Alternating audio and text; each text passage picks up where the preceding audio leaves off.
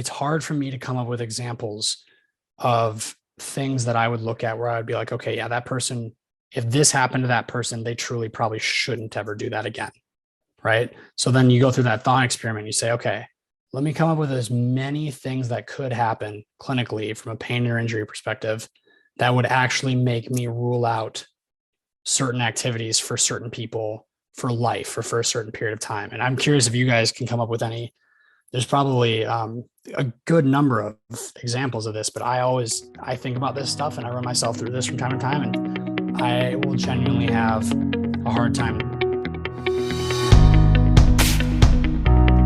Greetings, Leg Tuck Nation, and hello. Drew and Alex here, coming at you live. Alex, who do we have on tonight? Are we live? I feel like we're recorded. No, we're not live. I said live like we're not live at all by definition of this being a podcast. But who do we talk to anyway? Classic. This one's a fun one. We're talking to Aaron Kubal. If you guys have followed for a while, you've probably seen me share Aaron's stuff before. But Aaron is a chiropractor who works specifically with chronic pain patients whose previous treatment attempts have failed. Utilizing education and exercise, Aaron delivers a unique model of care, specifically one that involves no manipulations whatsoever, but rather focuses on graded exposure and patient empowerment. It's all about working with the person rather than working on the person. Aaron's a huge advocate for evidence-based practice and has become extremely outspoken on social media in a way that's refreshing to some of us, but also makes many of his chiropractic peers very angry. The comment sections are always pretty fun. His practice is delivered entirely by telehealth, which may be surprising to those of you who assume that chiros are all about manipulations, or as he calls it, cracky backy. And as a result of his unique approach, he's routinely invited to speak to some pretty cool audiences, ranging from like medical students to established medical professionals, and from chiropractors to orthosurgeons. He's doing some really cool stuff, and we brought him on here to chat about it. Yeah, and if you've listened to us for any period of time, you've probably noticed that we like to embark on these little side quests of finding voices out there in this space that are, we'll say, intentionally controversial just by nature of the fact that they question a lot of the things that most people take for granted or just assume to be true because that's what they were told.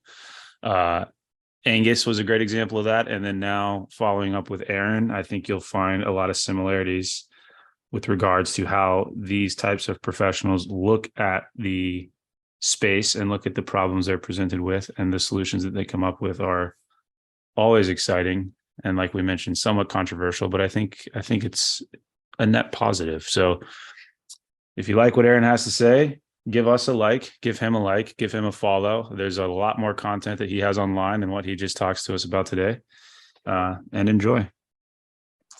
And a quick trigger warning for those of you that are super into dry needling specifically, but modalities in general. This one might hurt your feelings a little bit. Be prepared for that. And a quick disclaimer: this podcast should not be construed as any kind of medical advice. This is purely informational. That's all.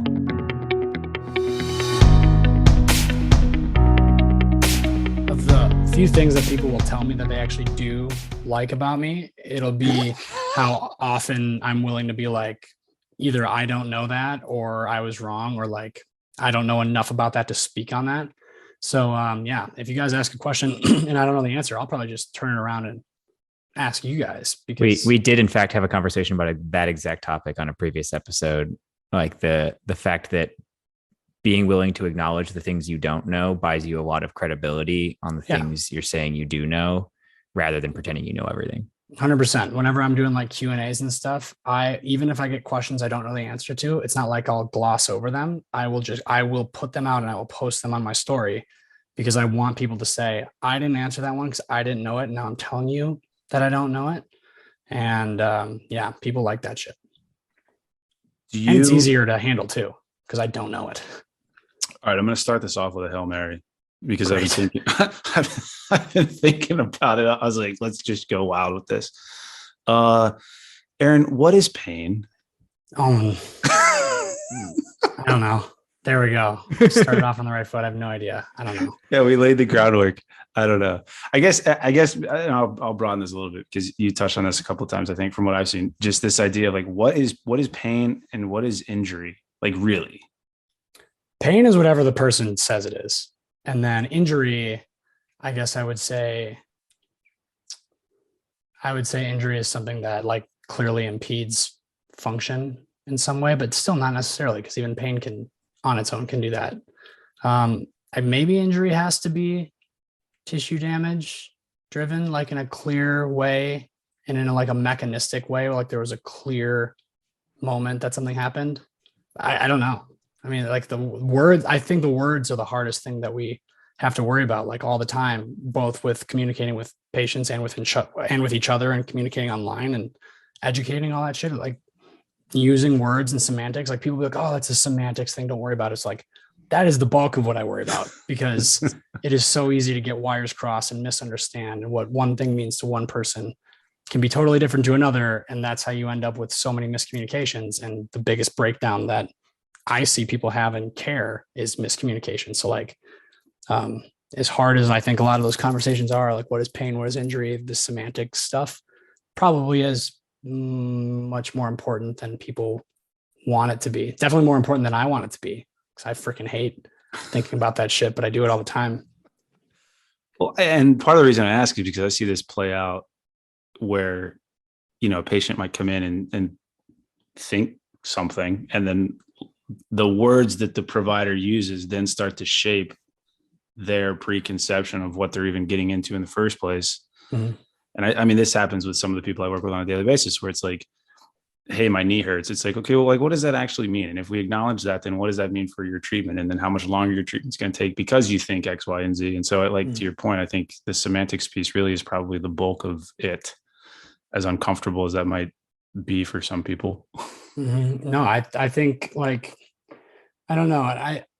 When we get into like explanations too, and like everybody wants to be right all the time and, put their expertise on display and like not only show patients that they know the right answers, but like show their colleagues and then also show like, even when we're students, like there's something about being able to like raise your hand and answer teachers' questions. Like people want to be able to show that they can explain things. And I think that is a urge that as clinicians, like just paradoxically, it's natural for us to want to be able to do that, but we have to fight that a lot of the time because people don't, I said this the other day and I thought it was smart when I said it, but then I got some pushback for it. Now I don't know, but I don't think patients necessarily need things explained to them. I don't think they need explanations. I think they need help making sense of things. And that there is like, to me, there is a difference between those two things. So if I'm explaining something to you, to me, like explaining something to someone is like I'm giving a lecture on a topic, and patients don't need lectures on topics because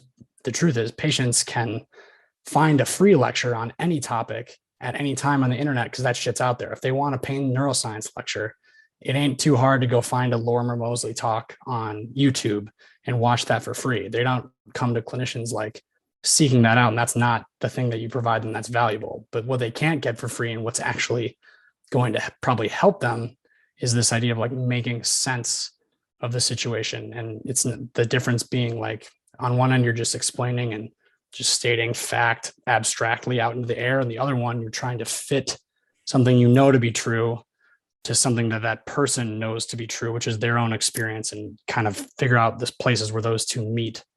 So it's more about like, I don't need them to understand a concept or a topic, but I do need them to feel like they understand what's going on with their body and their situation. So yeah, like that urge to explain things all the time and floss out those semantics. Like that's the other tricky thing is as important as they are, like patients don't always need those things flossed out. They just need us to help them make sense of what the hell is happening to their body or the painful body part or whatever.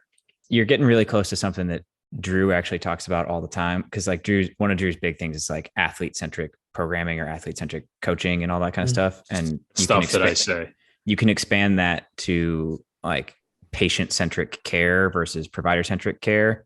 And I think there's an easy trap to fall into where whether it's a coach or a provider, which I think there's a lot of commonality between those two roles, but like, are you more focused on giving the patient what they actually need, or are you more focused on showing off the skills or knowledge that you have and convincing them you're an expert? And I think Right. people on both sides of the performance and medical line fall into that trap all the time. Guys, I've seen like coaches trying to give talks on like really nuanced components of periodization to somebody who like just discovered what a barbell is last week. And like, I wonder sometimes. I talk to the dietitians I work with about this all the time, but like every intro to nutrition thing talks about like macros and how to calculate your macros and all that stuff. And I'm not sure it's like what anybody actually needs if they're trying to talk to somebody about that. Right. And I think there's a useful vein here of like reframing the way we provide assistance to people in whatever component of human performance you're in, to focus on worrying less about reaching the peak of what you think your professional practice looks like and like being a genius, and more on what that person in that moment actually needs from you, even if it's not sexy. Well, it's just like you just kind of always have to step back and be like, well, who is this really about right now? Because you could give the most bang on perfect explanation of what it actually is, like seems to be clinically happening. You could be perfectly right, but that doesn't mean that it's going to meet them where they're at or be useful to them in any way or feel to them like it has any relevance to their life whatsoever. Like my first patient this morning was a woman who had been dealing with like really complicated, persistent pain situation, and it interwoven with a bunch of comorbid stuff and extensive surgical history and like pelvic floor stuff. There's just a lot going on. And she was telling me a story about at some point in time, someone tried to get across to her like the theoretical model of like central sensitization, right? And like just trying to tell her about how sensitive her pain system, quote unquote, seems to be.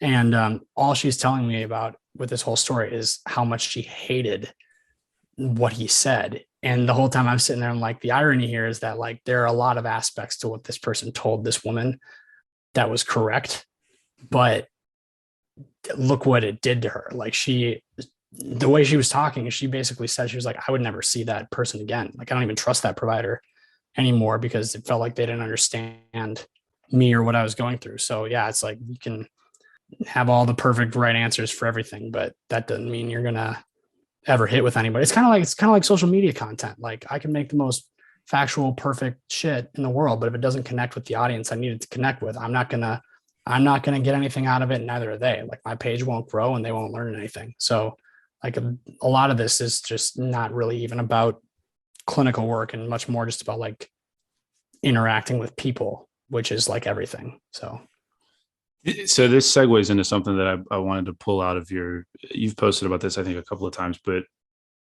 and my wording may be wrong here because I am not a musculoskeletal expert, but this idea, just caveat, this idea that the solution to pain is to try and fix the source of the pain versus, I think the way you explain it is sort of increased tolerance, increased exposure, sort of this gradual reintroduction into activity.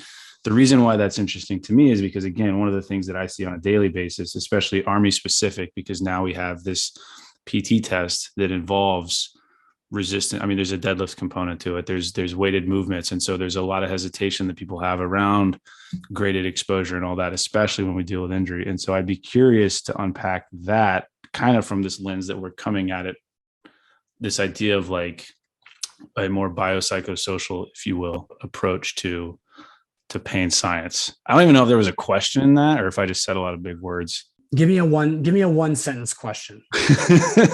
One that my little brain can understand. How would you, versus fixing the issue, the source of pain, okay, as opposed to like, I think the more, we'll call it a modern approach of just increasing exposure and reintroducing said patient to the activities that they're used to being told, hey, don't do that anymore because it hurts. Well, the first part of that, I think that like is really important, is to realize like exactly what we were talking about before we started recording, which is like, there's value in not only being able to acknowledge when you don't have the answer or don't know something, but also like being transparent with people about that. And I think like if you kept up at all with like pain literature in the last, I don't know, 40 years, like it's very clear that a lot of the time we don't and can't know what is specifically driving a person's symptoms. So to me, it's just like anything beyond a comfortable level of uncertainty isn't even going to really be very honest, even if you have convinced yourself that you know exactly what it is. So yeah, like when people are talking about like tissue specific, fix the problem type explanations for pain stuff, it's just like, it's just not, it's beyond what we're clinically capable of identifying and diagnosing anyway. And just, the problem is like not every clinician knows that, because not every clinician is up to speed on research and things like that. And then some deny it because they don't understand why that is. Like I was ruthlessly ripping, like this was like borderline cyberbullying, but I was ripping on this guy, this Chiro account that somebody like tagged me in. He made a video about why non-specific back pain is not a thing, and why any clinician who diagnoses someone with non-specific back pain is just bad at their job and you should leave them right away. And that's like a huge problem. And obviously I saw that and I was like, I'm going to attack this guy via the internet because that's just so egregiously incorrect in every way. But like for him, the things that he was saying was like, if they diagnose it as non-specific back pain, that just means he was comparing it to like a mechanic who doesn't know how to fix a car, or like just like as if the clinician just is incapable of doing what needs to be done or whatever. And the irony is just, if you listen to any back pain expert truly over the last 40 years and like any guideline, it like all of them are saying that most cases of back pain, and obviously this branches to other musculoskeletal aches and pains, body regions too, but like most cases of back pain, we just don't have the ability to narrow it down to one specific thing. So what do we do instead? It's like you were talking about, this whole biopsychosocial, more evidence informed model. Instead of trying to pin every single thing down to a tissue specific explanation, my thing has always been, first, I can tell you what it's not, which is like ruling out the big scary stuff, which you can do with a good patient history and clinical exam and all those kinds of things. Like, okay, so I can't say 100% what it is, but I can tell you what it's not. I can tell a person if they're safe to move or not. I can tell them if we have to put any restrictions on them or not, and where we can start with things right now. And then I can also tell them that, like, in order for me to be able to proceed with treatment, I need to have like a certain level of confidence that it's okay that I don't know the specific thing, because it seems like after everything we've ruled out, knowing the specific thing wouldn't change how I'd treat you anyway. It's kind of like the same rationale people use for ordering more extensive clinical tests. Like if I'm going to get an MRI, if I were an actual physician and I was going to order an MRI, the only thing that would justify me ordering that MRI is if I thought the results could potentially change the treatment plan, right? And a lot of the times for these non-specific pain things, they're all treated kind of the same. So there's no need to get into more specifics from a clinical end, because it's not going to improve outcomes and it's not going to change the way I treat. And it also presents the possibility of a negative outcome for the patient, in that everybody else talks about like nocebo and things like that. So again, it comes back to that question of like, who is this about, right? A lot of the time it does not benefit them for you to just bullshit a very specific tissue specific answer when you don't actually fully know. And you think you're just saying it because you think that they'll accept that a little bit more easily than the other thing, when really like that's not going to improve outcomes, and it's potentially going to make outcomes worse. And it might be something they hang on to forever. Like I always love the little editorials where it's like, I just put one in, I did a talk at an orthopedic center here in Minneapolis, like a really big one. So a lot of orthopedic surgeons in there, which is always fun to talk about pain science stuff on there, because they're much more tissue specific, biomedical driven stuff. And I'm on there putting on a citation about the headlines like peeling off the label. And I think the subheading was like, sticks and stones may break my bones, but diagnostic labels can hamstring me forever, something like that. And the whole article was like a step-by-step approach of how should a clinician decide if they should give somebody a label or not. It's like literally holding the clinician's hand, walking them through. If you're not going to end up doing this, and this, then maybe don't give that label. And if otherwise, then fine. But like, yeah, that was really tangenty and all over the place. I don't even know if I No, that don't was even know what you asked. I loved it because without knowing anything about like the state of Army medicine, you've like touched on a couple of tangents that are really specific to military healthcare. Oh, good. Like for like one being like service members will assume that if somebody does not order imagery on them immediately, it's because they don't care about them or don't believe them or don't have money because military healthcare, according to somebody, sucks. And ironically, they might be following clinical practice. Exactly. Like they probably are. Like there's like, and like, you're not going to sit a patient down and be like, according to the research, if I order an MRI on you sooner, you're more likely to have a worse outcome because you're going to look at a picture and see a white spot and like assume that it means you're broken. Like that's not, you're not going to have that conversation with the patient. Right. You're going to make your best clinical decision, but the patient is going to interpret it as like the system doesn't care about me. I'm being strung along, whatever. Yep. And then like the labels thing gets really important because we work in a system where like everybody who leaves the military, if they like send the right email or make the right call, is going to go into the disability evaluation system with the Veterans Administration. And the more labels they successfully acquired in their charts over the course of their service, the more likely they are to get a check for the rest of their life. Oh God. For the disability they've developed. Dude, it's like Pokemon. You got to catch them all. Oh my gosh. It's real. It's extremely hard. It's a political non-starter because like if you even start to have a conversation about like revising the disability system, it comes off like you want to take things away from veterans and you just get crucified. But like I know Drew's team deals with this kind of stuff every day. I'm like one step removed, so I don't have to deal with it in like as an in my face deal. But there are a lot of soldiers who are like absolutely going to the providers because they want to have something as extreme as possible written down in their chart, because then they can forward that PDF of their chart in a couple of years when they get out to the evaluation person at the VA and get more money forever. Well, I'll cage it this way, because we literally had this conversation today at work, right? Like the idea of embedded, and I wouldn't even say this is Army centric. This is literally anything in the Department of Defense. The idea of embedded sports medicine is to make someone healthier so that they can go shoot bad guys. Like that's basically the elevator pitch.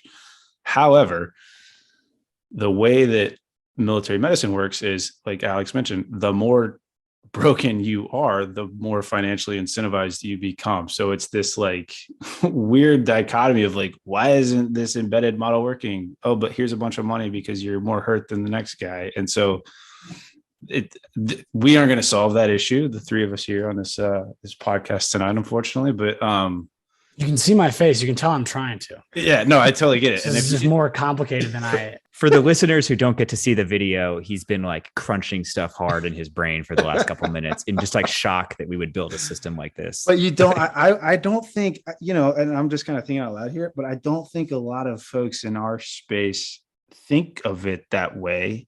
And there are, granted, there's a lot of, we'll call them tactical athletes out there that want to get better. And that's where I think a lot of these discussions that we're having. That's who I've seen as far as my own patients. And that's where I think the discussions that we have here are kind of nice for that middle ground of people that maybe don't want to go down this rabbit hole of like modalities and, this, that, and the other. Maybe I can just go this more, athlete centric route and get better. But man, there's a ton of folks that just like Alex said, want to get all the labels so that they can get all the money. There is overlap too, with just Gen Pop, obviously, because like there are people out there who they just need validation. It's not really even financially incentivized, but they feel like a label. Like I work exclusively with people dealing with persistent symptoms, and it's usually people in cases. I get a lot of referrals from like pain management clinics, and it's usually people who are looking at months and years of persisting pain to the point of reaching like certain levels of disability and being, leaving their jobs and quitting because of pain and things like that. So it's like a lot of people in bad situations. And for them, like I've even had conversations where people were like, they've had so many tests done and so many scans and they've all come back negative and nothing seems to explain what's going on with their symptoms. And I've had people, this is more than once, people have been like, when I got my last MRI, I was genuinely like, I hope there's a tumor on there or something. And, not because they want to have a tumor or cancer, but because hell, yeah, that would suck from their point of view. They're like, yeah, that would suck, but at least there would be something on there to explain why I feel the way that I feel.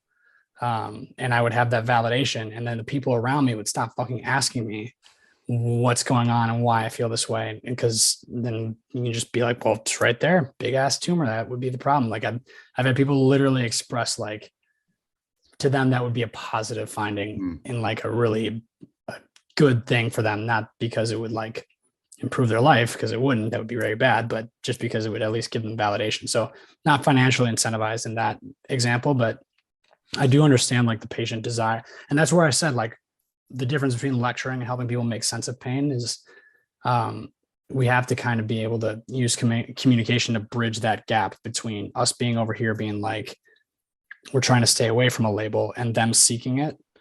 There's got to be some kind of way to meet in the middle ground, because if I give them a lecture on why they don't need a label or why a lot of pain is non-specific or multifactorial, I'm just going to be another person on the list of people who couldn't figure out what was going on. They're going to go find somebody else who can give them the label that they're looking for or can validate them. So it circles back to that idea of like not explaining things, but helping people make sense of a situation by tying the explanation into their actual life and their experience and all that. I don't even really know do you see a different, I guess, speed of outcome is the wrong way to put this, but I guess what I'm asking here is, you have the one approach that I would think that a lot of folks in these sorts of spaces do, which is, hey, we'll crack that, we'll adjust that, we'll tweak this, and then you arrive at what they think is like, hey, I'm healed. Versus this other approach of like, let's really get down to the why behind this type of thing. Like, what is really causing all of this? It may not be something like you mentioned that shows up on an MRI. Do you find that approach takes longer and then almost requires a different type of patient to see it through to the end? Or do you think that there's ways that providers can maybe go about it effectively versus throwing a bunch of modalities at it that may not objectively make sense in the research? Because I can only speak to like the demographic of patient that I see, which is very like it's a very limited view of the world. But it's really tricky because like, if other clinicians were trying to practice it the exact way that I do, which I think the way that I do things is certainly not perfect, but it at least helps people make sense of the situation and encourages lots of communicating and stays away from a lot of the stuff we just talked about, where we don't want people overly dependent on some sort of like external means of regaining control and some sort of tissue specific thing. Like my approach to it does all that, but it's also is like time consuming. And like I set up my practice in a way that we can keep costs relatively low and still have quite a few touch points. And like I'll have like most of my appointments will be an hour and a half. Like I'll have a lot of time with patients, and a lot of clinicians don't have the luxury of being able to spend that much time sitting and chatting with somebody. And I always think about like, what if I was constrained into a situation where I had to try and condense my means of like making sense of things with patients down to like 30, 20, 10 minutes. Could I even do that? I don't even think it's possible. I couldn't if you guys watched me like go through patient history and then have our follow-up where I kind of give my perspective to the patient on their case, you would see like, there's no way that I could successfully do that and help patients understand what's happening and see kind of a way forward in a 10-minute time span. I mean, collectively, it takes me like really 2.5 to 3 hours just to get to the point where me and the patient are at an agreed upon understanding of what the situation is. And that might be over the top. Like the depth that I go into with patients, probably not necessary, but it is like, I do understand to an extent clinicians being hamstrung by certain like clinical settings and things like that. And you asked about like, is it a specific kind of patient? I guess maybe for me, because like the reason that patients who see me and seek me out are so open, I think, to like the education side of things that I spend so much time on, I think is because they feel like they've already been given so many explanations already that have all turned out to be unhelpful or not right, that they found like my social media and they see me saying, no, yeah, these things are wrong for a reason. Like the reason that this stuff didn't help you or didn't work for you is because a lot of it's bullshit anyway. So like they see that, and that's the validation they've been missing. So that will make them pretty willing to talk through and hear out anything, and maybe be a little more like inquisitive than the average patient. And again, it usually is for me, patients who have had symptoms for months to years. So for them, they are a little bit more willing as well to like take the time to kind of weave through all that stuff and not looking for such an immediate turnaround, because they've already been in that situation for so long and tried so many different things. They're a little more open-minded to it. So that might be part of it from my end, I guess. No one gets mad at you because you don't just throw a foam roller at them. Oh yeah, like I've never had a patient where like everything that I was doing was too exhaustive, because by that time, like it's not a fair advantage either, because most patients, like, they've seen me on social media for a little while, so they already know that they like the things that I say and talk about. So obviously, like, that's all just a preview to what it's like working with me anyway. So that is helpful. But yeah, I think it maybe not a certain kind of person, but a certain kind of situation is a little more conducive to that. Like, if I've got a person who, it doesn't really matter what kind of person they are. If it's somebody who just pulled a hamstring, yeah, they don't need me to like go through this in-depth kumbaya, make sense of this hamstring strain situation like that. They've been in the situation for 4 days. They knew the mechanism of injury. They tweaked it while they were sprinting. They hadn't sprinted for a few months. Like, they don't need a whole lot of that. But I do find that the more like complicated situations that have been through a lot of shit are a little more open to trying to sit down and figure it out, as long as they feel like they trust you, maybe. Mm-hmm. So you mentioned it a couple of times there, and I want to like set the stage for our audience a little bit. You mentioned that like people have seen your social media and your particular brand of how you operate, and that's what draws them to you. And a lot of people listening won't necessarily know that brand. So the next few questions are to like air out some of it. Like, I kind of know the answer a little bit. But the first one, and this might seem like a weird leading question to ask right off the bat here, is, knowing what you know now, would chiropractic be the path you went down if you were starting over? Probably not. I mean, like, and it's funny because I get that question from people a lot. And it's not like, when I answer that, it's not like I regret like the route I took, because obviously things turned out fucking great for me. Like, I'm fine, but like, everything worked out good and I'm happy with my career and I got my own business and I get to work from home. Like, all this shit's great. So I don't regret it, but I do think there are probably routes I could have taken that would have been a little more conducive to like where I ended up. Like, if I had just gone PT, for example, like, at least it would have been cheaper. And also it probably would have been a little easier to build a following. Well, maybe not. The only reason I say that is because like PTs are generally more socially accepted. Chiropractors are like the drunk uncle of healthcare, so like I've got a really good relationship now with a lot of like medical professionals and like different kinds of like actual medical doctors and people like that. And I get to go on like these evidence-based, whatever, podcasts and platforms and things like that. And typically a chiropractor doesn't get to do those things. And so like, I've had to work really hard for that. I feel like if I was a PT, I wouldn't have had to work as hard to legitimize myself, maybe. But yeah, it's not, I wouldn't say that like the reasons that I would have gone PT if I could go back aren't so much about like it being better. It's more so just about like, it would have been cheaper and maybe fewer barriers to me getting to where I am now. But ultimately, like, I don't regret it. It's made for a weird, entertaining life. I get to have all kinds of fun stories about how fucked up my chiropractic education it was and how mad my colleagues get, all that kind of shit. I want to get through the series here because they feed into each other in a way that's important.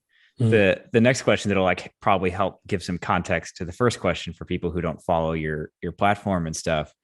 You frequently talk about cracky backy in a fairly derogatory way. It's like a core part of the brand. Think it's derogatory? I thought it was endearing.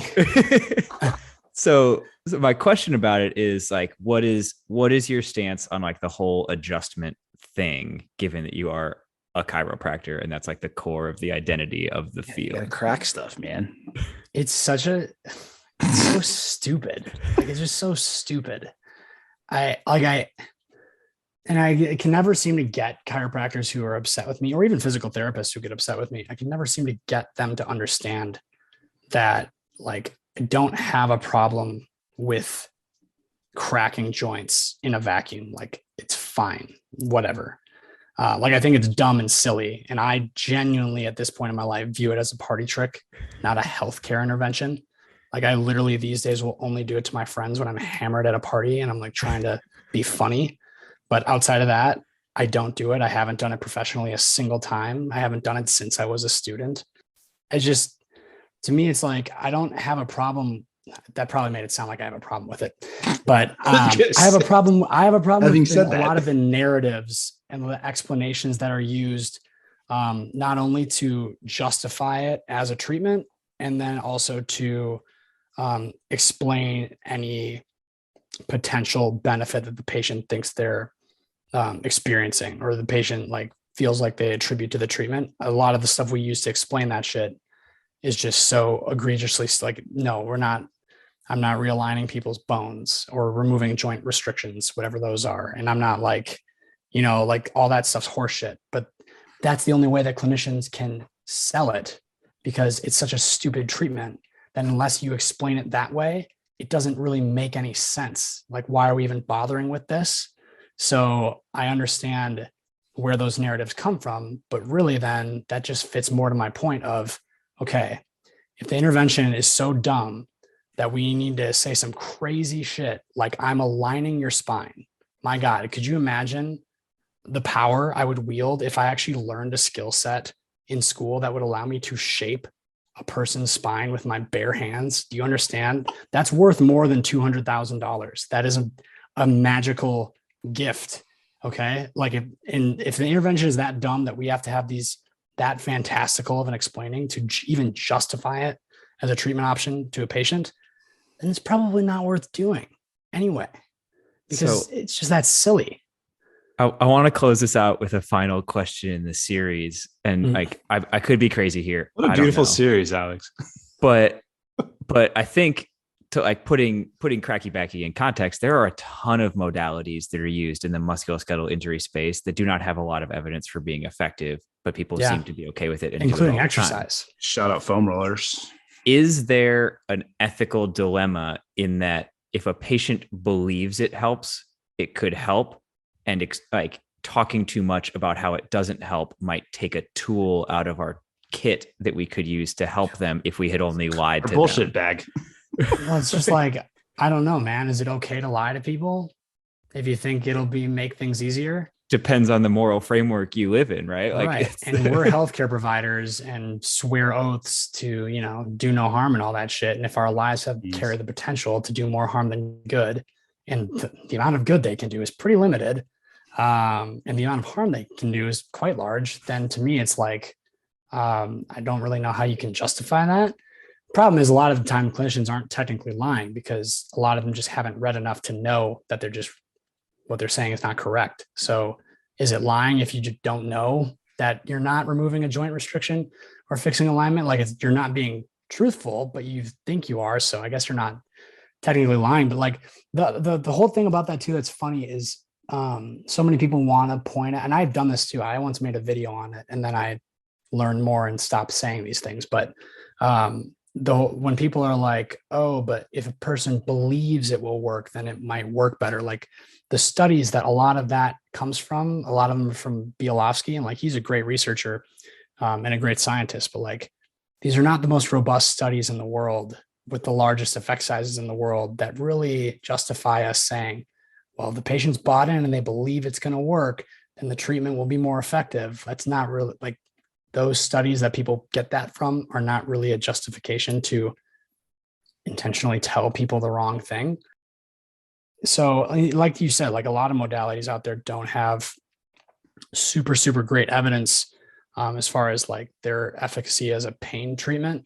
And a lot of like the stuff that I do doesn't either. Like exercise, I mean, we always rip on like, ultrasound and acupuncture for not outperforming a sham, but how does exercise do when it's put next to a sham treatment? Like, not super great. So, and I don't really have any issue with telling patients that, because my explanations are so not complicated that like, I don't need to spin a magical tale that's going to make them believe in the treatment. I can just tell them like, hey, okay, like we always talk about, like, graded exposure is what I use for a lot in rehab. Like, yeah, okay, we're going to find a tolerable version of this thing you want to be able to do. We're going to find a tolerable version you can do now. And then gradually over time, we're going to progress it little by little. And your body will probably tolerate it a little better because you'll start getting used to it, like easing into a hot tub. And your psychologically, your mental state around that thing will probably improve too. Because just like somebody like being exposed to a phobia, gradually over time, they start to get used to it and they start not being as fearful or apprehensive of it. That's like my explanations don't deviate very far from that. And that wasn't like some magical, fantastical. It was pretty much just like, oh, okay, this is what you can't currently do because it hurts too bad. This is what you want to be able to do. Let's just scale it down to a small amount of that and then do more and more and more over time. And if we have a flare up, then we'll regress back a little bit and then we'll go back forward. Like that's the bulk of what I'm saying to people. And I think part of what allows me to be able to do that is because I set expectations very clearly with patients up front. I always pitch it by asking like, all right, whatever we're about to do together, I don't know yet what it's going to be, but whatever we're about to do together, what needs to happen in order for you to say that working with me was not just a complete waste of your time? So then they will tell me right then and there, like what they're expecting to get out of this. And if they're expecting something that I'm not confident I can give them, like removing the pain from their body in a month or something like that, then I will tell them straight up right away. But if their expectation is like, I'd just like to be able to get back to playing basketball a little bit, and I'd like to just feel like I know, like I'm safe to do these things and I know what's going on a little bit, then this is not a waste. I'm like, oh, fuck, I can fucking do that. I can help people make sense of things, and I can usually get people back to activity. And then like when we look at a lot of the natural history stuff, with time being the one thing that we can consistently say usually does actually fix pain a lot. I'm really honest with patients about that too. Like I tell them all the time, a lot of these issues, my role in care really is just trying to get you back to living your life. And what actually tends to change pain a lot of the time, like there might be some element of it where you do build a tolerance because we're gradually exposing, but it might just be like the passage of time because it's going to take a while to get back into things, and this just might just go away. So if it's going to do that, we don't need to sit here and wait any longer. We can just start getting you back to living. Yeah. Like nothing I said there was very exciting, and it all sounded pretty stupidly simple, right? Yeah, but if you employed a bunch of crazy modalities while that time was passing, you could have attributed it to your skills as a practitioner. And you can, of course, and you can bill for it. You can make, and you can bill for it. That's why, that's a whole other bag of issues as far as like what we actually get paid for, even though do they do anything or not? And that's why, like, God, it's so fucking stupid. The funniest thing too is like with the whole ultrasound thing, just other stuff like that. Like, well, literally just, I remember when I was an intern in chiro school and I was at like the intern clinic that I had to be at for like 6 months straight. And every time my preceptor would tell me, hey, go put this patient on ultrasound, like go ultrasound their whatever for however long. I'd be like, okay, do you want me to turn the machine on or just leave it off for this one? And like, I would crack that joke and they'd get pissed all the time. But I'm right. Like it actually probably won't fucking matter. It's ridiculous. Okay, so this might be a make-believe construct that I've just created in my head, but when I think about sort of return to, we'll call it like return to function, there's kind of three components that you're playing with. One is time, one is sort of the mental state of the patient, and then one is the actual like structure, so tissue, bone, whatever you want to call it. Of those three things, which one have you seen play out most frequently as like the champion, so to speak? Is it really just time in most cases? I would think that most providers would argue it's the modalities that lead to like the musculoskeletal component, but then there is the psychosocial piece that we've talked about where maybe the gradual exposure to, you used the basketball example, maybe the patient just psychologically is able to push past what they perceived as pain because now they're doing the thing that they wanted to do in the first place. So if that construct even makes sense, of those three things, which one do you think is kind of the most important? I think the thing that's probably like that drives outcomes being like the most important thing that'll drive the biggest change. I would think it would be, I don't know. I guess, I mean, it depends on what the issue is. Cause like, if it's like sciatica or something, or radicular pain, that's going to be a different natural history type situation than non-specific back pain or like a hamstring strain or persisting pain, something or other. But I guess I don't know. Maybe the right answer, because like we're always posting stuff like, oh, pain is multifactorial. Like outcomes should be multifactorial then too. So it's probably all of it.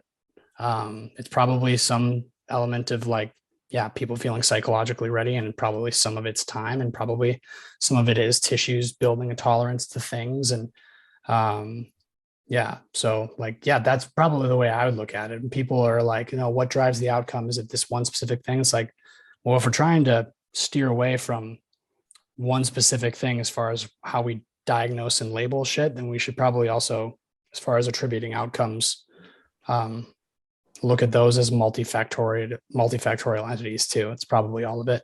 Because like, yeah, I mean, I could get somebody strong as hell, and get their tissues to a great place. That doesn't mean that they're probably not going to be back to where they want to be. If they don't feel ready, or we haven't gotten them to a place where they feel like their symptoms have changed enough, or all that kind of stuff. So yeah, it's probably all of it. There's a good dodge kind of answer. All of No, it. the reason I ask is because, I mean, there's a couple of reasons, but the one that sticks out is I see this all the time. People will come in and they will have been told by some high and mighty person with an MD after their name that, oh, don't deadlift anymore, or like, don't pick stuff up off the ground, or like, don't squat. It's like, okay, well, like, fair enough. But then how is that person supposed to like sit on a toilet? Yeah. Like what have we really just said? Because then now they have to deal with the whole, mental component of like, oh, they told me not to do XYZ. Ipso facto, I'll never be able to do the thing I love again. Mm-hmm. And there's always, I think, more of a conversation to be had around like, well, that's not entirely true. Yeah. Well, and like I said earlier, when you're trying to explain things to patients, like because all of my patients have always been fed like the biggest pile of horse shit by their prior clinicians all the time. But like, I can't just be like on the first consultation, be like, okay, well, this was wrong and this was wrong and this was wrong. Like, you can't just call bullshit on all of it right then and there. It's gonna be super overwhelming to the person.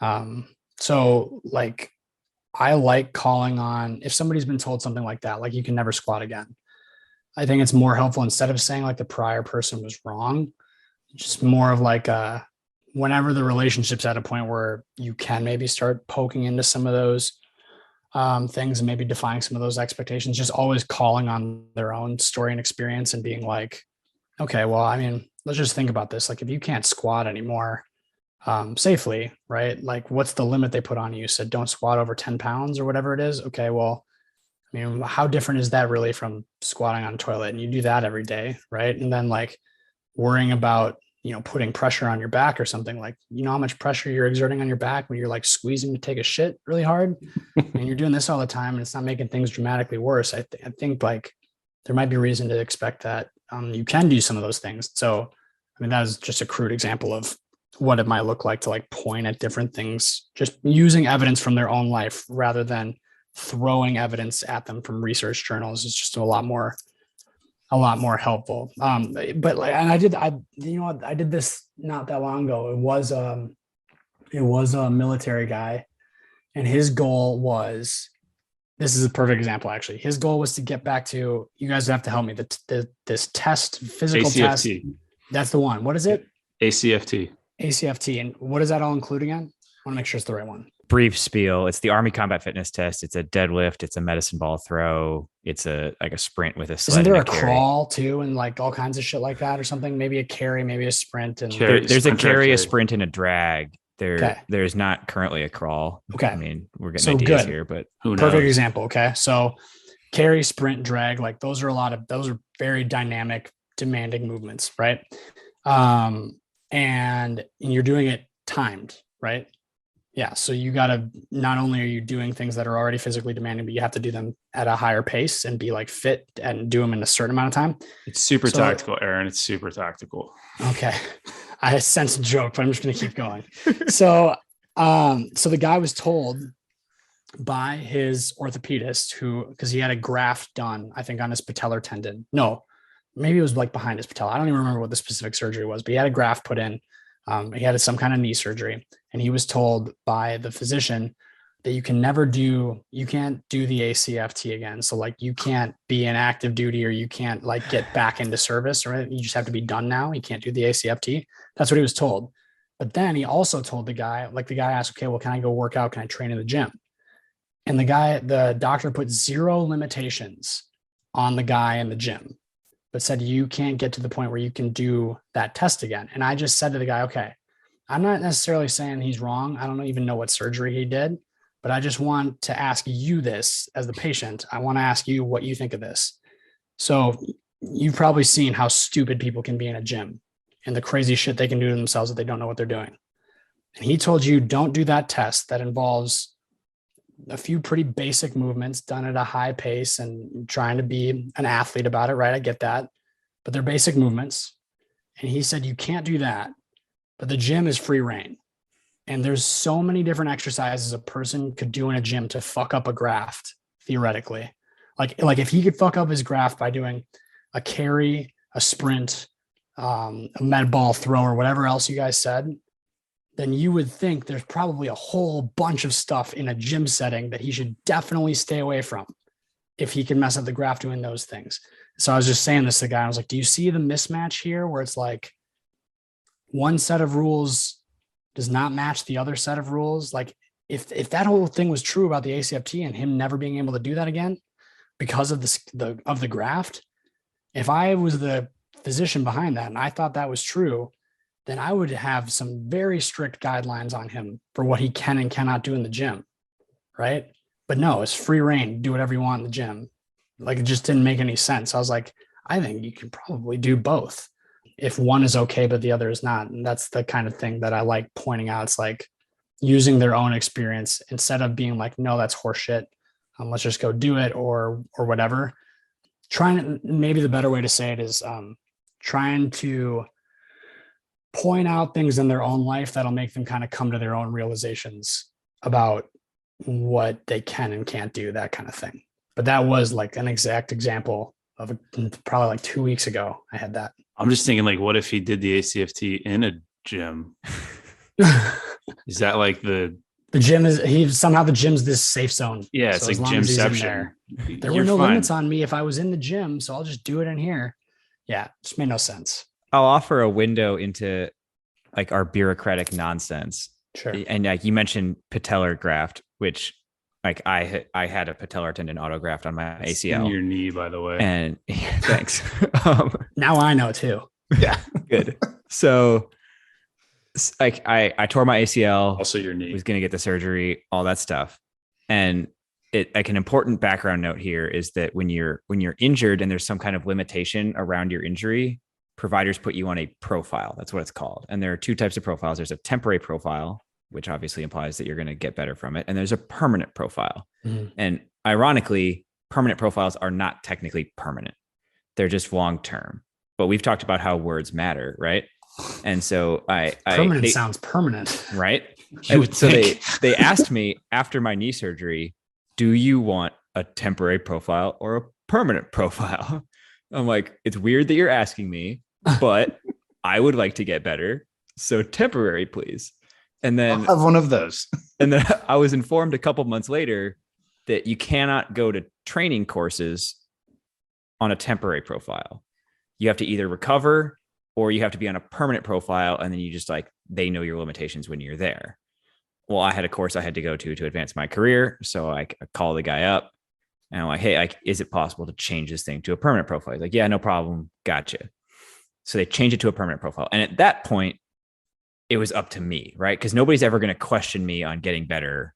Basically, like technically the policy says it's supposed to be evaluated every year and at your annual visit and that kind of stuff, but it just doesn't happen. I could have made a decision then like, I don't really like running. And they just said that I permanently don't have to. I could just ride off into the sunset with that and like accept disability. Like, people asked me when I tore my ACL, are you going to like get disability and like separate from the military after this? And like, I was kind of too busy watching Adrian Peterson highlight videos to like I figured if I wasn't MVP of the NFL by a year from surgery, I'm behind schedule. Not that I have ever Never been seen athletic Alex in enough. person. He looks a lot like Adrian Peterson. Well, I'm a Vikings fan. I'm here in Minnesota. I saw That's I saw the comparison as soon as we got on Yeah, the call. absolutely. Yeah, this like is- striking resemblance. My athletic ability is at least as good as his. So, but like just the way we talk about it, like we tell people they are permanently broken, and I'm sure Drew has experience with this working at like the unit level and stuff. But everything in the military comes down to like status reports. What percentage of my formation is deployable? And there are two ways to make an injured soldier deployable. One is to fix whatever is wrong with them and get them healthy again. But I can also make them deployable by just putting them on a permanent profile, which I can write now, and it will make the numbers look the way I want them to. So if something's like complicated or iffy, or if a provider is busy, they could just say, hey, man, you're just permanently broken. But that's okay. You can keep doing everything but running. Yeah. Like that can shape how a person expects their life to go, right? Like, yeah, I mean, that guy is an exact example. He literally was like, well, I want to get back into service, but I was told because of this fucking graph, I can't, which this is where I like to. So like, you guys know, I'm sure you guys know Greg Lehman. You know that name at all? it sounds familiar, but no, I immediately actually. thought layman's terms, but I feel like that's not that guy. It's even spelled different, but Greg Lehman is like, in my opinion, like one of the best clinicians in the world. He's a PT from Canada, and he does a lot of good evidence-based advocacy and like teaching for physical therapists. But there's something that I kind of learned from him just watching him when I was a student, like watching him on social media and taking his courses and all this stuff that he always does, which is to go through these thought experiments where if you've kind of got something where it seems like it's a rule for everything and it applies to everything, then when does it not apply? So like one example would be, when do like certain tissues need to change for the person to get better? Like going off of the stuff we talked about earlier. And then the example that I had thought about probably 2 weeks ago with this exact conversation, when it comes to putting restrictions on people and what they can and can't do going forward after an injury or something. Like generally for me, it's hard for me to come up with examples of things that I would look at where I'd be like, okay, yeah, that person, if this happened to that person, they truly probably shouldn't ever do that again. Right. So then you go through that thought experiment. You say, okay, let me come up with as many things that could happen clinically from a pain or injury perspective that would actually make me rule out certain activities for certain people for life or for a certain period of time. And I'm curious if you guys can come up with any. There's probably a good number of examples of this, but I think about this stuff and I run myself through this from time to time, and I will genuinely have a hard time coming up with them. And I imagine, or the parameters that I've been under is like, okay, if there's going to be something where I would say to a person, this has happened to you, you can't ever do this again. I imagine a lot of what would drive that decision isn't so much about how safe the individual person would be, although I imagine that's part of it, but also like if they're going to go back to this activity with this injury history, how safe then are the people around them too? Maybe that drives a lot of it, but I don't know if you guys, top of your head, any specific examples of an injury that could occur where you would cross something off for life. Well, I would think if you lost both your hands, paper, rock, scissors would be off the table. But true, Yeah. It would be tough. Boom, checkmate. But you could just play the verbal version then God too. damn it, that's a good point. So first I'll say, I guess I didn't know who Greg Lehman was. And now I'm embarrassed because I realized I searched him like after you said it, and he's the movement optimism guy. Oh Like, yeah, he's the guy. Greg's the best.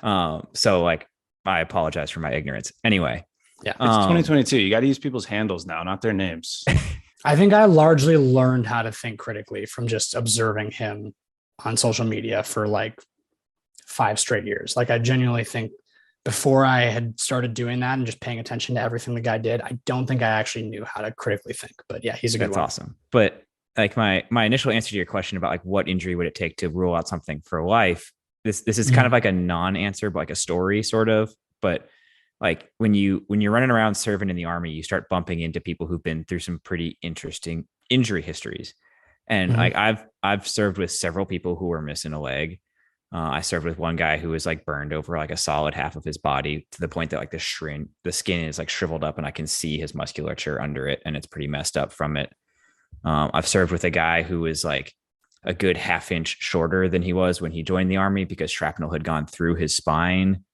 And like, Damn. and all of the people I just listed did not have any limitations on what they could do. They were all performing a ton of stuff. Like I'd be in the gym and I'd be like, man, I better deadlift heavier because that guy with no leg is going pretty hard, or he's running faster than me. There's a guy on TikTok. I haven't seen his account in ages, but I remember like when I first got on there's a guy who was in a lot of videos.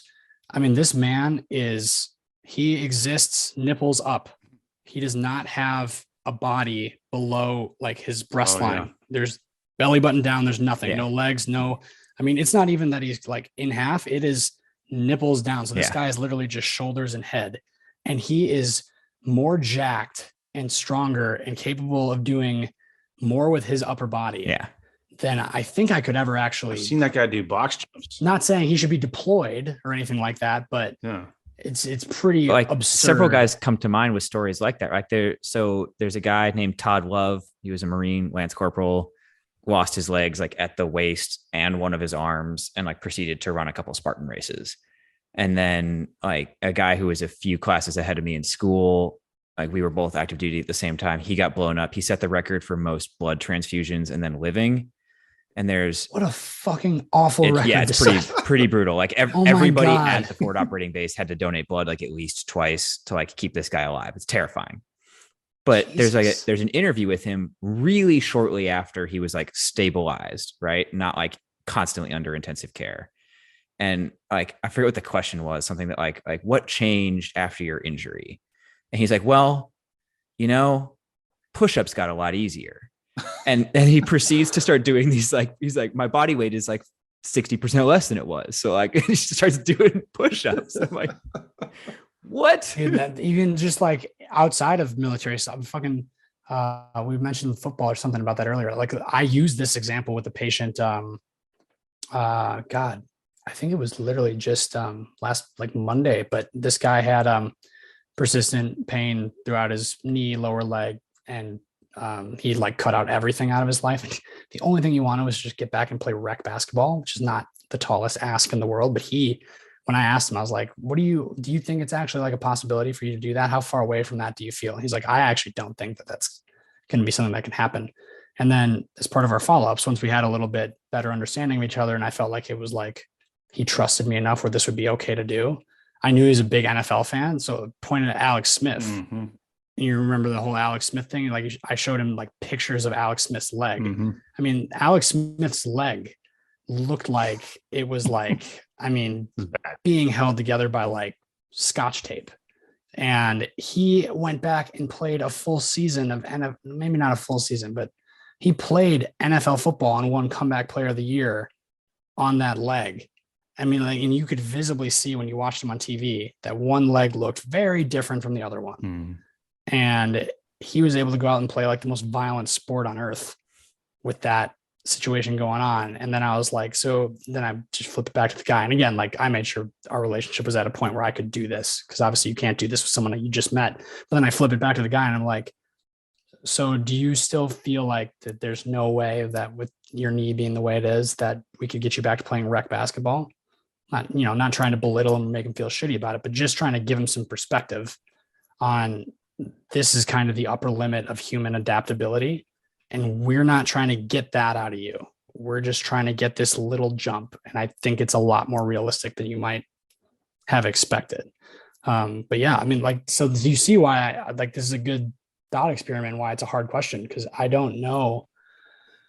And again, I'm not a physician and I'm not the one who gets to make those decisions. So luckily for me, as much as you see me struggle trying to come up with examples, I don't actually have to make those decisions, but it is fun to like sit and wonder like, okay, what would I actually have to see for someone to be not allowed to do XYZ thing anymore? It is a tricky one. Have you come up with anything? I think nerve injuries where That's there's like a clear and obvious nerve root compromise that would give a functional deficit. Because then like, if somebody has a job where they have to hold a ladder, and if the ladder tips a little bit and they've got enough of a nerve root deficit where they're not strong enough to catch it, then they're not safe and the person on the ladder is not safe. So like that to me would make sense for a restriction. But outside of examples like that, it is really tough to come up with Any other ones? I don't know if you guys have any others that jump right to your I mean, mind. the guy that I'm thinking about is, I don't know his name, and I hate that because I know he's relatively popular, but he has no arms and no legs, and he climbs mountains. So like that dude to me is like, well, okay, fair enough. Like, and that's why I added that caveat too of like, if I'm trying to define the question, and part of it has to be depends on the safety of others. Cause like for him, like his end goal being to go back and climb mountains, like, okay, he's the only one being put at risk and there aren't people really depending on him. It's not like a line of work or anything like that. So that probably more leeway, but these professional return to work situations are where it gets really tough. Cause then like, okay, if I need not only him to be safe, but also the people who depend on him at his job, are there things that would, because that might add an extra layer of like, maybe it'd be a little easier to restrict things, but again, it's still really hard to come up with examples. And then that just makes it all the more ridiculous how many patients we see on a daily basis who are told that they should just never again do these very elementary things that aren't even like contingent upon other people being safe while they do them. And it's just ridiculous. Something that I'm thinking about as you're saying it is, and this resonated with me when I heard it was a PT who said it, but we're still trying to figure out what embedded, we can call it sports medicine, we can call it human performance, whatever this like in the military, making providers and coaches be more available in the footprint is. We're still trying to figure out how it works and like what model of it's perfect and how much of it's medical and how much of it is performance and all these weird fuzzy things. But a line one of the PTs said is that the hospital is going to tell you what you can't do. I'm here to show you what you can do. And I think that like that model, that approach, that like philosophy to providing care for somebody in case of an injury of this is not about explaining to you all the things that you are now limited by. We're here to provide you a path to doing all those things because there is almost certainly a path, except for like strange, rare cases. We can almost pretty much guarantee that there's some path to a return to function of some kind. Yeah. And I've said something similar to that a whole bunch of times too, which is basically like, whenever patients I'm with get all these nocebic type messages about, oh, you got a weak core and a, shitty scapula or whatever, or bad posture, like a lot of people, long history of people telling you all the things that are wrong with you. Like, and then maybe we should be people telling them things that are actually right with their body. Cause I mean, they're already in pain. They already can't do certain things. So they already feel like there's plenty wrong with them. Maybe it would be more helpful to get them back into things, back on the horse, if they had a few examples of things that were right. And then if you took those things that were right, you made that this is what I do in practice. And I took those things that were right and things that they can do and just turn that into treatment. They'd probably feel a lot more confident during their rehab too, because you're kind of playing to their strengths on purpose. But yeah, that's it's amazing how like that sounds like such a simple no-brainer approach. Like if you say that out loud, like duh, everybody should be doing that, but not the way we're trained all the time to do things. This falls right in line with what you do on Instagram. So I feel like you're going to be right at home here, but I want to close out with a speed round. And what I'm going to do for my own entertainment is fire some things at you that I just want you to either say, yeah, that's good, or blow it out of the water. And I want to start, and these can be quick. You don't have to spend a lot of time with this, but just to inflame. You guys can tell I'm a talker too, so I have to fight that. No, it's totally fine. You can be as more. in-depth as you want. You can be as brief as you want, but I want to end this with some inflammation of people that we get to go to work with every single day. Let's start. Ready? Foam rollers. You just put, it's just an audible kind of a sigh. I mean, whatever. Like that's my answer is whatever. I think most of these, my answer is going to be whatever. Next one, acupuncture. Dumb. Next. Why are we stabbing people in pain and calling it pain treatment? Would you throw dry needling into the same? It's the same thing. Okay, beautiful. Core stability. Something we all have to an extent. And does it matter or not for pain? We don't know, but it seems like no. Blood flow restriction. Helpful for nerve root compromise situations. We already talked about ultrasound. Turning the machine off was beautiful. Yeah, you can just leave that one back. Alex. Wait, I mean, we already covered cracky backy, so I'll ask about cupping. Yeah. I wish people could see the facial expression. It's just dumb. Again, it comes back to, remember what I said earlier, where I said, if the treatment is so shitty that you have to make up some wild, fantastical shit to even justify it, to get the patient to be interested in doing it, everything that you just asked all fits into that category. Like, look at all this. You ever heard an acupuncture person explain what the hell they're doing? These meridians and chi and shit. Like, sorry if I'm insulting a culture, but I don't really give a fuck. It's just so insane. And then, like, the same with cupping. I mean, removing toxins and this and this and that and fascia, and like the more shit you have to pull out of your butt to try and sell the treatment, that's more of a testament to just how silly and probably inconsequential the treatment is in the first place. If it's that hard to sell, if I have to make up some, But it's such a good opportunity to use a bunch of big words and sound. Think smart. about a used car salesman, right? Like, if they have to really go on a wild pitch to try and get somebody interested in the car that they're trying to sell, if they have to really overhype it and say all these crazy shit, they're probably selling something that's not very great. That is the same thing with all of these treatments. We'll wrap up with one that I think we talked about before we hit record, but stretching. I got in trouble for that for the last couple of weeks, and it's just so ridiculous because people have a real knack for hearing what I say, but not like they audibly heard it decibel wise, but they didn't, like, it didn't register in their brain. And so to get the answer, fine. I'll say it's fine. But like, I got so annoyed getting for context, I'll just finish with this and we'll be done. But for context, in this video I made, collaborating with a guy whose entire platform is built on stretching. He's a good buddy, someone who I trust a lot. So that's why we did the collab, because I wanted him. My pitch to him was, all of your followers love stretching very much, and they value flexibility very much. So let's create a little cognitive dissonance there and make a post, because all of his posts are like, stretch and be flexible. Good, good, good. Let's make some cognitive dissonance and do a post to his 1 million followers that says that you don't need to stretch. So the crux of the post was, I don't know if you guys saw it, but the crux of the post was, you can go your entire life without stretching even one single time and still be perfectly healthy with no greater risk of injury at all, and just be totally fine. And just the absolute shitstorm that came after that, like, and people jump into conclusions of like, so you're saying stretching's worthless, or it doesn't do anything, or that it's not, or you're saying, so we should never stretch. And just, if you just watch the video and then watch the second video that we ended up having to make, words mean things. I just never said any of those things. It's just not just mandatory. That's what cognitive dissonance does to people who don't experience a lot of cognitive dissonance, is they start to pull meaning out of things that aren't even there. And it's just like, that's all the discomfort that comes with hearing something that's so starkly clashes with like your own values. But that was why we did it.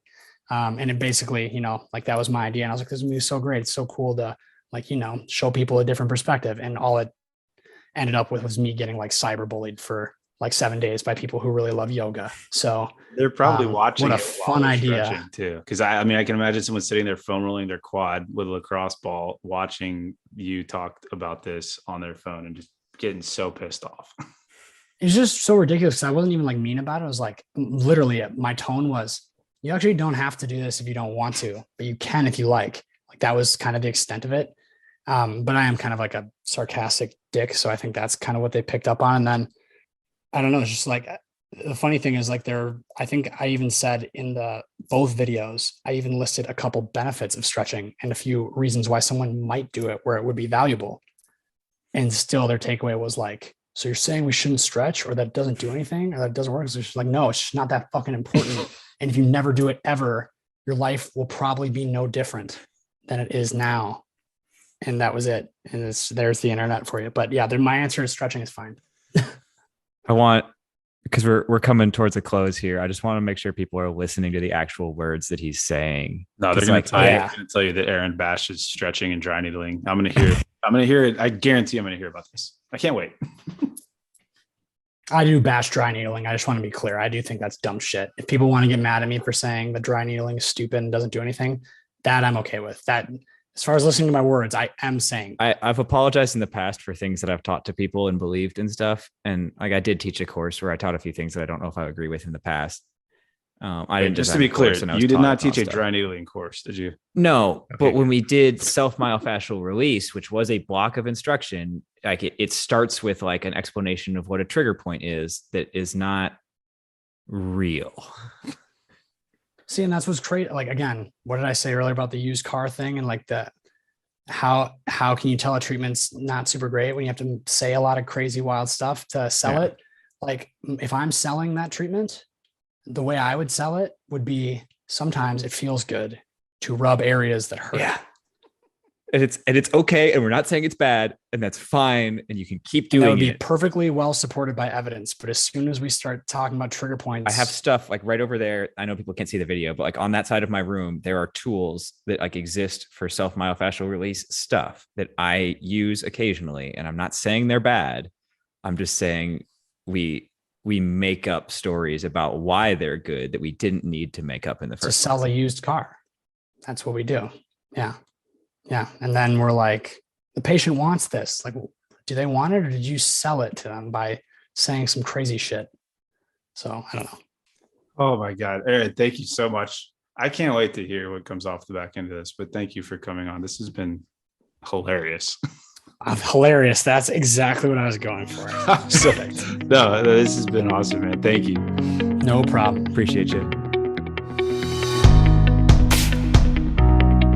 Hey guys, it's Alex. Hope you liked the episode. If you found it useful or enjoyed the conversation, please give us a rate and review on whatever platform you listen on. And we'd also appreciate if you're on Instagram, following the page. And if you want to reach out, DMs are always good, or you can email us at mopsandmoes@gmail.com. That's MOPSNMOES@gmail.com. See you next week.